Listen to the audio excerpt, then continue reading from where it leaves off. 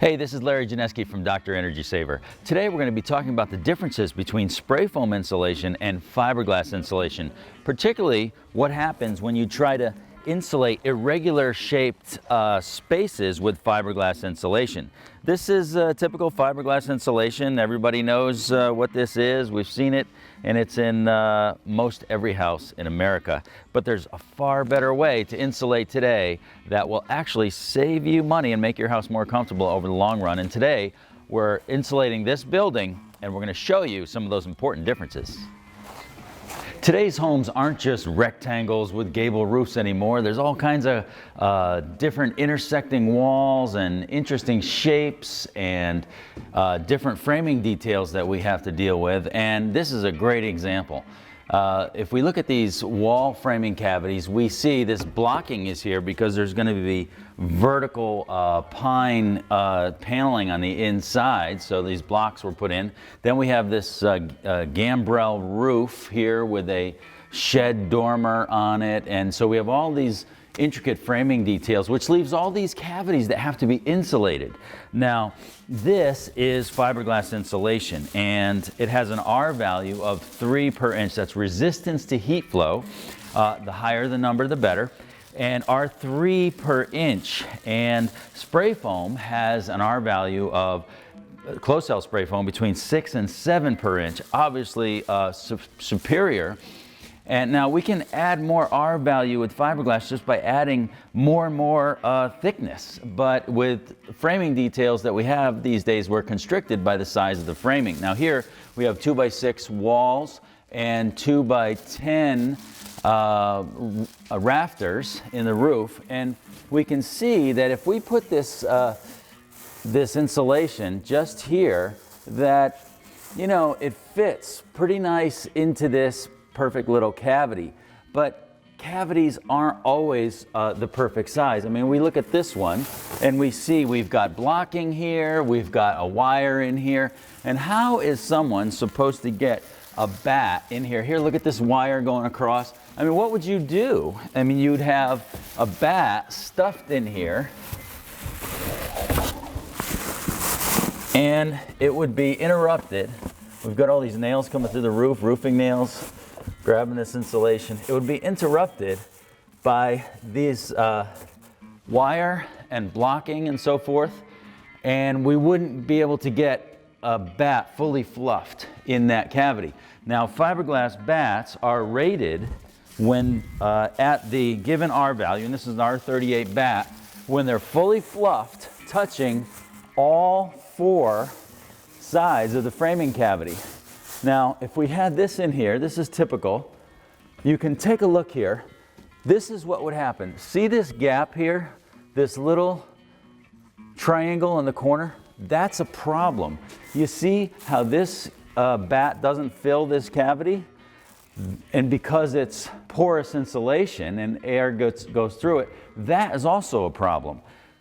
Bats are rated, this R38 bat is rated in a closed cavity when it's fully fluffed, no gaps, touching all the surfaces of that framing cavity. And this would not be. In fact, a 4% edge gaps, just 4%, will cause a 30% decrease in the R value, that alone.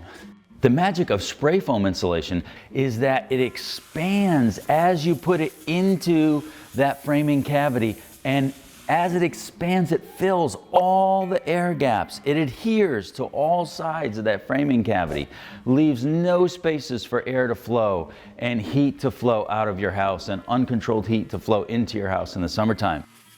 As you can see, these same cavities would be fully and 100% insulated and all the air gaps filled in with spray foam. A huge difference in the completed final R value of that wall, floor, or ceiling assembly compared to fiberglass.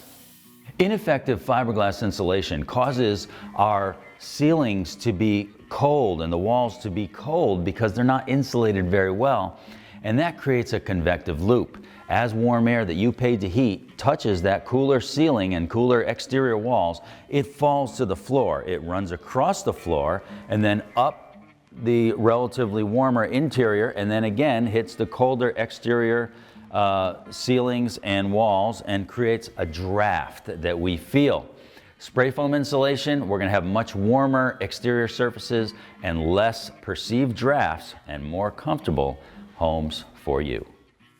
Spray foam insulation, along with other insulations that are far superior to fiberglass, such as cellulose and aircrete, give us the lower long-term cost than fiberglass. Look at these triangular cavities, these wires in the way, this blocking, and the hidden cavities in corners like this. Look at these crazy cavities. Look at skinny little cavities like these. Look at these crazy cavities in the roof. If you're using fiberglass insulation in your home, look at a cavity like this. You can just forget about having any resistance to heat flow through this cavity with fiberglass. With all these wires in the way and this blocking and this hidden cavity up here and these wires in the way and this blocking, this is an application for spray foam, as really they all are. If you had an unvented assembly, such as a garage ceiling, okay, or another cavity that was a floor or ceiling, and you didn't fill the cavity completely with your bat because your bat wasn't as big. This is an R38 bat and it's not as big as a 2x10 or a 2x12.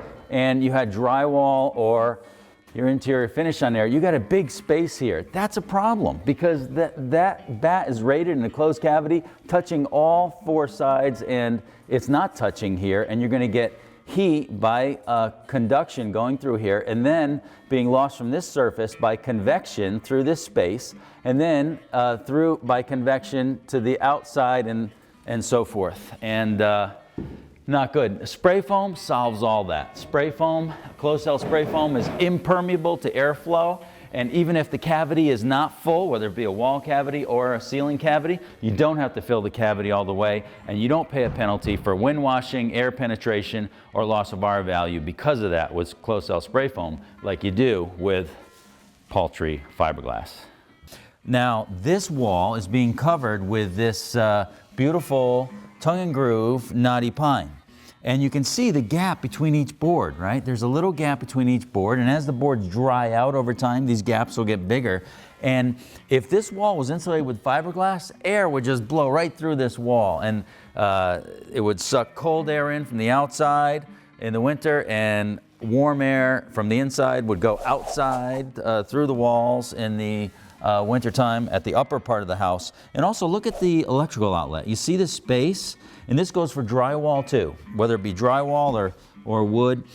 There's a space around each electrical outlet, and air goes around the outlet plate and into the wall. And if it was fiberglass, it would just leak right out of the house. But this is all spray foam. We know it's completely sealed behind here. You also have holes in the actual box itself. And these wires come into this box through holes that the electrician punches in there. And then in an electrical outlet, the place where the prongs actually go into the wall, those three holes are an air leak as well. But because this wall is spray foam, don't have to worry about that. With fiberglass, you would.